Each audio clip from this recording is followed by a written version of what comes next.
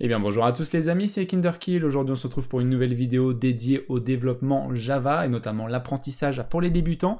Cet épisode 5 va se porter sur les conditions et je vous annonce en même temps la reprise de cette série après pas mal de mois d'arrêt, simplement parce que je m'étais consacré vraiment à mes projets perso et les projets dédiés à Minecraft. Mais beaucoup d'entre vous l'ont réclamé, je sais que c'est utile à beaucoup de personnes.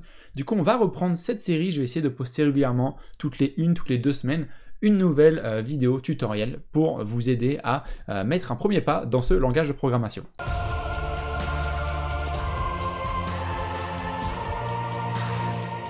Donc les conditions, ça peut peut-être faire peur au début, mais vous inquiétez pas, c'est quelque chose d'assez logique à prendre en main, tout simplement parce que les conditions, vous y êtes confrontés tous les jours. Par exemple, un cas très typique, si jamais un matin vous voulez aller à l'école, si jamais il pleut, vous allez mettre votre capuche, sinon vous n'allez pas mettre votre capuche.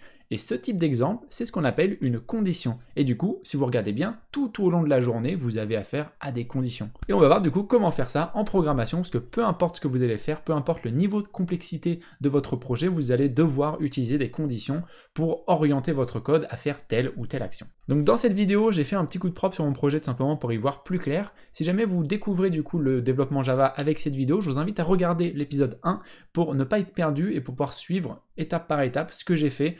Parce que je ne vais pas revenir sur certains points que j'ai abordés dans d'anciennes vidéos, parce que du coup ça va être assez redondant, et ceux qui suivent les vidéos et qui ont appris vont pas trouver ça intéressant, même si je vais quand même faire des rappels de temps en temps. Mais si jamais vous êtes au point, on va pouvoir partir. Donc tout d'abord, la mise en place et structure d'une condition. Parce qu'une condition, du coup, va falloir utiliser une petite architecture particulière.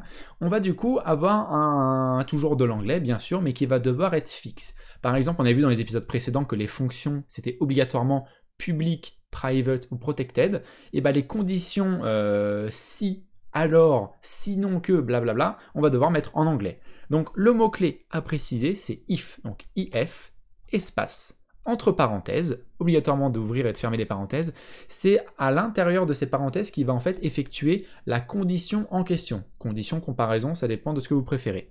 Ensuite, je vais revenir à la ligne et je vais ouvrir les accolades et les fermer. Donc là, j'ai une structure de base d'une condition. Donc là, on va lire si ma condition en question, si celle-ci est réalisée, alors je fais un code, sinon, je fais autre chose. Et du coup, le fameux sinon, on va traduire en anglais avec un petit else. Le else, il n'aura pas besoin de parenthèse parce qu'en fait, le else ne peut pas être tout seul. Il a forcément besoin d'avoir ce qu'on appelle un parent. Donc il faut obligatoirement un si pour avoir un alors. On ne peut pas juste avoir bah alors je fais ça, oui mais alors tu fais ça, pour quelle raison? Il faut forcément avoir une raison, on va voir ça comme ça. Mais par contre le else n'est pas obligatoire, vous pouvez uniquement avoir une condition si. On va prendre un cas de figure par exemple de jeu vidéo, vous allez faire en sorte par exemple qu'un joueur qui fasse un achat sur un site internet le débloque sur son compte, et vous pouvez très bien faire uniquement un si le joueur est connecté, alors je lui envoie un message, et c'est tout. Après vous continuez votre code, etc. Mais vous pouvez uniquement mettre la balise if, sans aucun retour derrière. Et c'est ce qu'on va faire au début. À l'intérieur du coup de notre condition comparaison, on va pouvoir tout simplement comparer tout ce qui existe dans le développement Java, que ça soit toutes les variables primaires, les variables complexes, les objets, vous allez pouvoir faire une infinité de choses, et c'est ça qui rend vraiment le système de conditions obligatoire et surtout extrêmement puissant dans la programmation en général, parce que ça ne s'applique pas uniquement qu'en Java. Donc on va faire 3 exemples aujourd'hui dans cette vidéo. Un premier exemple sur les booléans, un deuxième exemple sur les valeurs et un troisième exemple sur les strings. Donc on va faire un petit booléan. Donc pour rappel, c'est une valeur qui peut être soit vraie, soit false, donc soit true, soit false. On va faire notamment quelque chose qui est un peu dans la thématique du mois de novembre, c'est est-ce qu'il pleut? Et par défaut, on va mettre la valeur sur false, parce qu'on va mettre un petit peu de gaieté quand même dans cette vidéo. Et ici, dans le paramètre, on va pouvoir, comme je l'ai dit, faire une comparaison. Donc là, je veux comparer ma variable, donc is raining. Et ensuite, je veux faire en sorte que si jamais elle est sur vrai, donc ça veut dire s'il pleut, alors je vais afficher un message, par exemple, prends ton parapluie. Donc je vais mettre ma variable de base, je vais faire une comparaison, donc avec un double égal, je mettrai plus de détails après, et du coup, true. Est-ce que ma valeur is raining est égale à true? Donc en langage de programmation, je crois que je l'avais déjà dit mais je fais un petit rappel, il est très important de dissocier les assignations avec un égal, plus égal, etc. des opérateurs mathématiques de type double égal, exclamation égale, inférieur égal, supérieur égal, etc., etc. Quand vous avez un seul égal, c'est pour assigner une valeur, donc là par exemple is raining est égal à false, et mettre double égal à la suite, c'est pour faire une comparaison. Donc ça, c'est quelque chose qu'il faut noter dans un coin, si vous avez un petit bout de papier, notamment très important, on néglige beaucoup trop le papier, mais regardez, moi je prends énormément de notes quand je fais des phases de debug, etc. Parce qu'il n'y a rien de tel que l'outil papier pour prendre des notes et s'en rappeler. Donc le double égal, c'est une comparaison. Donc là, on va voir, est-ce que isRunning est égal à true?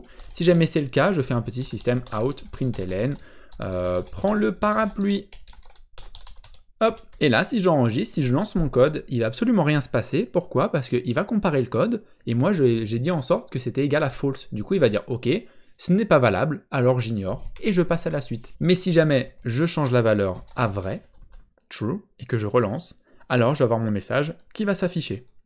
Et là, maintenant, on va pouvoir faire en sorte de réintégrer le petit else qu'on a vu au tout début. Donc, on rappelle, si isRunning est égal à true, sinon, donc else, j'ouvre la collade, je ferme la collade, system out println, il fait beau dans le ciel. Petite référence à une chanson de Joyka. Et si je relance mon code, je vais avoir uniquement le premier message, parce que s'il rentre dans la première, il va ignorer le alors, parce que ça c'est pas logique, donc il va ignorer le else. Et si jamais je mets sur false et que je relance mon petit programme, il va prendre uniquement le il fait beau dans le ciel, parce que la première valeur ne va pas être définie. On a vu du coup un premier exemple avec un booléen, et on va avoir du coup un deuxième exemple maintenant avec une valeur. C'est quelque chose qui va être très important et surtout un peu plus libre en termes d'application, parce qu'on va pouvoir du coup intégrer les multiples if, etc. Mais on va voir ça ensemble. On va mettre une nouvelle variable de type int, qu'on va appeler par exemple money pour votre argent de poche, qu'on va définir par exemple à 200, 2000 euros, allez 20 000 euros, vous avez 20 000 euros d'argent de poche actuellement sur votre compte, c'est magnifique, et c'est du coup la valeur de l'argent que vous avez. Et là on va pouvoir du coup intégrer les signes opératoires mathématiques, j'ai pas exactement le terme, pardon, mais on va du coup remettre notre structure, donc if, hop, on va mettre à la ligne pour que ce soit beau pour vous, on va faire aussi du coup le else pendant qu'on y est, hop. Et à l'intérieur, du coup, on va pouvoir comparer les valeurs. Donc toujours, il faut mettre du coup, tout d'abord, la valeur qu'on veut comparer. Et ensuite, il va falloir trouver, avec quoi vous voulez comparer. Est-ce que vous voulez que ça soit supérieur à un chiffre? Est-ce que vous voulez que ça soit inférieur à un chiffre? Est-ce que vous voulez que ça soit égal à un chiffre? Donc là, on va avoir différents symboles mathématiques. Donc là, pareil, il faut les noter. Donc vous avez le double égal pour tout simplement ce qui est une égalité parfaite. Vous avez le point d'exclamation égal qui sera juste différent, donc ça sera différent, égal. Vous avez le supérieur ou égal à, donc c'est supérieur ou égal à la valeur qui sera du coup sur la droite. Vous avez le inférieur ou égal, mais je crois que je fais les mêmes fautes en fait. Donc rappelez-vous, la bouche du crocodile qui mange le plus grand, donc la valeur à gauche elle est inférieure ou égale à la valeur à droite. Et après, vous avez juste à enlever le égal si vous voulez que ce soit juste supérieur ou inférieur. Là par exemple dans mon cas de figure, on va faire en sorte de, si jamais quelqu'un veut acheter, par exemple vous voulez acheter une voiture qui sera à 25 000 euros, on va faire en sorte que si votre argent est supérieur à 25 000 euros, alors on mettra par exemple un système out println transaction OK. C'est-à-dire que du coup vous avez assez d'argent. Sinon, system.out.println transaction fail. Comme quoi que la transaction elle a échoué. Et là du coup si je lance mon code, mon argent est égal à 20 000, l'argent avec lequel je le compare est à 25 000, du coup ce n'est pas suffisant. Par contre s'il y a une petite réduction et que la voiture est à 15 000, étant donné que j'en ai 20, hop, et que je relance, la transaction du coup est valable. Et là, je pense que du coup, vous comprenez un petit peu le principe des conditions et à quel point ça peut être extrêmement fort. Parce que là, vous avez juste, par exemple, à remplacer le 15 000 par une variable. Donc, on prend un petit peu des références à l'épisode précédent. Je vous ai fait une petite fonction pour faire des petits rappels à l'épisode précédent pour montrer vraiment la puissance des conditions et comment vous pouvez l'utiliser dans un cas réel. J'ai fait une petite fonction, public void canBuy, donc est-ce qu'il peut acheter, avec en paramètre un montant que je vais lui intégrer. J'initialise mon argent par défaut que je mets à 1000, mais vous après vous pouvez faire ce que vous voulez. Et je fais tout simplement le calcul, votre argent moins le montant demandé, et si cela est supérieur ou égal à 0, parce qu'on peut se retrouver avec 0 euros, c'est possible, par contre on ne peut pas se retrouver avec moins 10 euros. Et dans ce cas, ici, vous pouvez tout simplement faire en sorte, notamment, de faire un petit canBuy. Alors du coup j'ai 1000 d'argent, donc si jamais je mets 1000 tout court, donc la transaction peut être effectuée parce que j'ai le bon montant. Donc je vais, hop, le petit statique évidemment, je vais relancer, et là du coup j'ai bien la transaction OK qui s'affiche. Et si par contre je veux envoyer 1001 et que je relance, la transaction n'est pas effectuée et vu que j'ai pas mis de else, j'ai pas de message. Mais voilà un peu comment vous pouvez utiliser le principe de fonction pour faire un petit système monétaire vraiment très rapidement pour vous entraîner. Je vais du coup introduire une deuxième notion au niveau des conditions, c'est que vous avez le if, donc si quelque chose, et vous avez du coup la possibilité de faire un sinon si, et après un sinon, terminaison, conclusion. Donc vous avez du coup le if, vous avez le else, et vous avez le else if, et du coup, vu que c'est un if, une parenthèse obligatoirement, et les petites accolades qui s'ouvrent et se ferment. Et du coup, c'est constamment dans cet ordre-là qu'il faut le faire. Vous pouvez pas avoir un else if sans avoir un if, c'est toujours pareil, la notion de parent et de logique surtout. Que vous n'allez pas avoir un sinon si, ouais mais sinon quoi de base. Donc là par exemple, si jamais on a plus de 15 000, dans ce cas c'est ok. Par contre si on a par exemple money égale à 2000, on va faire un petit système out println, transaction ok, par contre tu n'as plus d'argent. Et là on va avoir quelque chose d'important au niveau de la construction d'une condition, c'est que la première est validée, parce que j'ai plus de 15 000 euros, on va prendre des euros, ça va être plus simple. Et vu que la première condition est validée, tous les else, eux, sont d'office snobés, sont d'office pas pris en compte. Même si le deuxième est valable, marche, il ne sera pas pris en compte parce que le premier est validé. Et du coup, il aurait fallu faire un ordre. Donc si le premier, là, c'est une condition qui ne peut pas être réalisée, alors il va vérifier la deuxième, et si la deuxième peut être vérifiée, alors il va la faire. Sinon, bah, il fera la transaction par défaut. Donc là, on peut voir qu'il n'a pas fait la première parce que c'est impossible, et il a bien fait la deuxième parce que ça marche. Et si jamais pareil, c'était quelque chose de illogique, par exemple 30 000, et bah, il aura fait du coup la dernière. Et quelque chose qui est bien avec les else if, c'est que vous pouvez en mettre vraiment autant que vous voulez, sans aucun problème. Alors après, bien évidemment, il faut structurer votre code pour que ce soit un minimum lisible. Mais dans l'idée, vous pouvez faire des conditions de ce genre. Et maintenant qu'on a vu à peu près la base sur les conditions avec les booléanes et les chiffres, on va voir très rapidement les conditions avec les textes parce que c'est un petit peu différent, mais pas non plus très très dur. Donc on va faire un string texte qu'on va nommer par exemple bonjour. Bonjour, il fait beau aujourd'hui, par exemple, alors vous mettez vraiment ce que vous voulez. On va faire toujours notre petite structure de type if, de type else. Et là, en fait, dans la comparaison slash condition, on va du coup pouvoir intégrer notre texte. Et là, il ne va pas avoir notion de double égal, etc., etc. Notre texte, du coup, vu que c'est une chaîne de caractères, va lui avoir des fonctions pré-créées qui va servir à avoir un retour. Par exemple, si je fais un point, et par exemple, je fais contains, le premier qui me propose, contains, ce qui veut dire en français contient. Donc, est-ce que le texte en question contient une lettre, un mot, une phrase complète? On peut voir que ça retourne un booléan. Donc, un booléan, ça sera soit oui, soit non. Donc, c'est-à-dire que la classe string en général, parce que la string, ça reste une classe de base, enfouie très lointain dans le Java, il y a une fonction qui permet de comparer ce que vous lui envoyez et vous dire ok, ça contient ça, ou non, ça contient pas ça. On se rappelle de comment ça marche avec le true, le false, et là, c'est exactement le même principe. Donc là, si mon texte contient, du coup, vu que c'est encore une chaîne de caractères ou un texte, je mets des guillemets, par exemple, si ça contient bonjour, on va faire un petit système out, println, bonjour à vous, par exemple, il répond. Et si jamais il n'y a rien qui est précisé, on va faire un système println, RAS, par exemple, voilà. Et là, si je relance, le texte va contenir bonjour, donc il va me répondre. Et par exemple, j'aurais pu faire très bien un petit else if, text contain bonsoir, et je fais pareil, le petit message du bonsoir à vous, par exemple.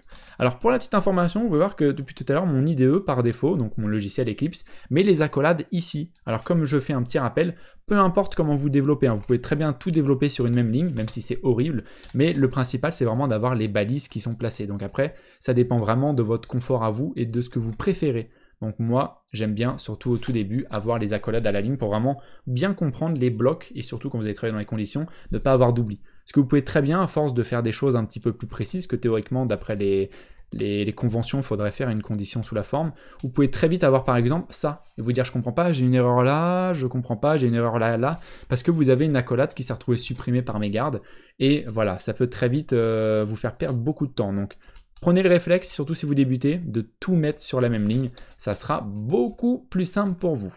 Et surtout, petit rappel du coup, s'il y a un else, il y a forcément un if avant, obligatoirement, parce que pareil, vous pouvez avoir ce genre d'erreur, d'accolade, de blocs qui manquent, etc.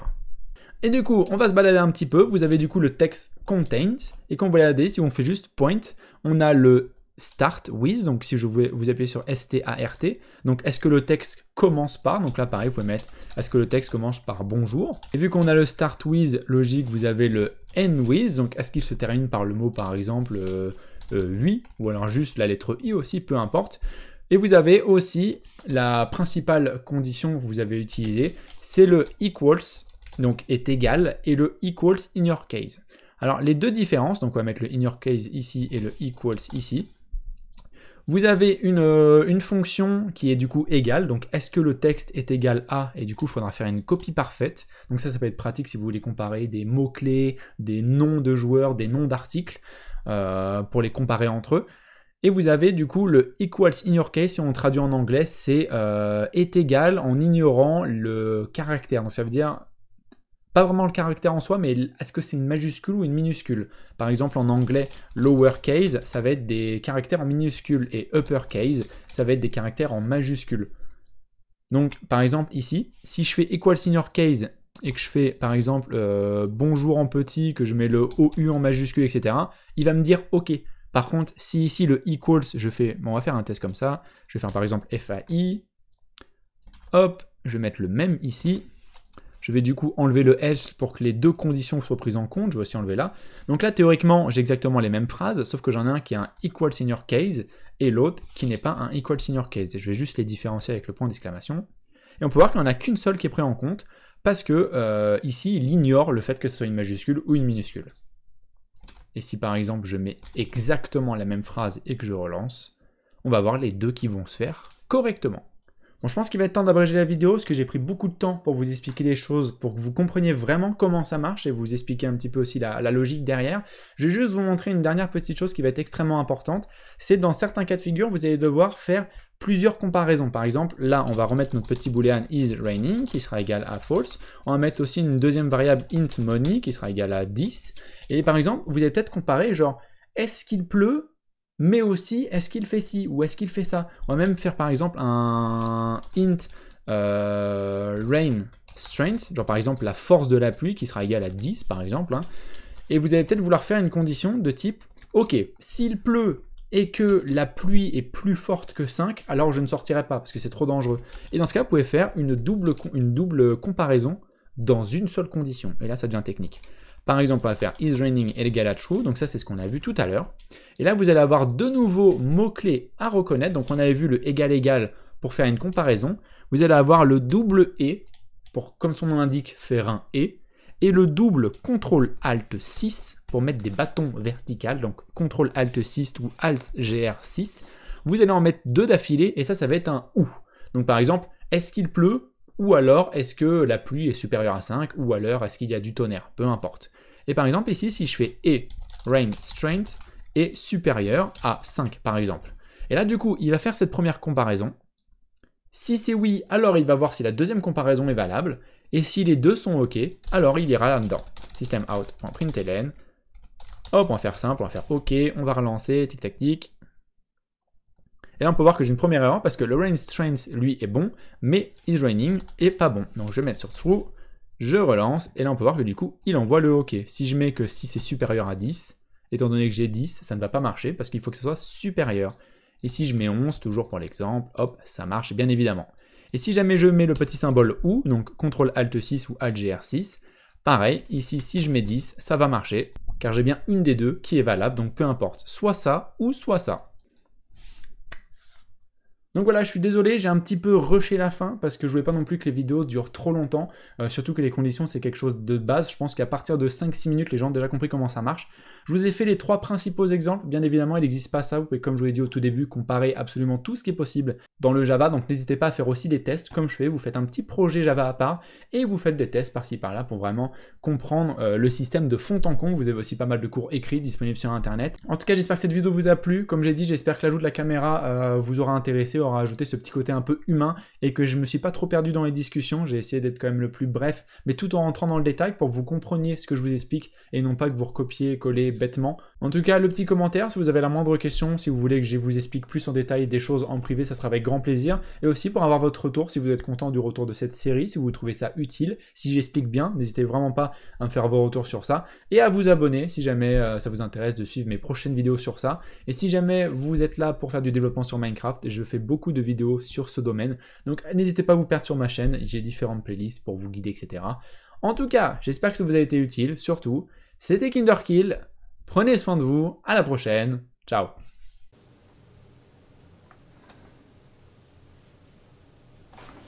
Oh, t'allais partir sans t'abonner, toi? T'allais partir sans t'abonner, toi? Tout que je te claque. Ou tout que je te claque.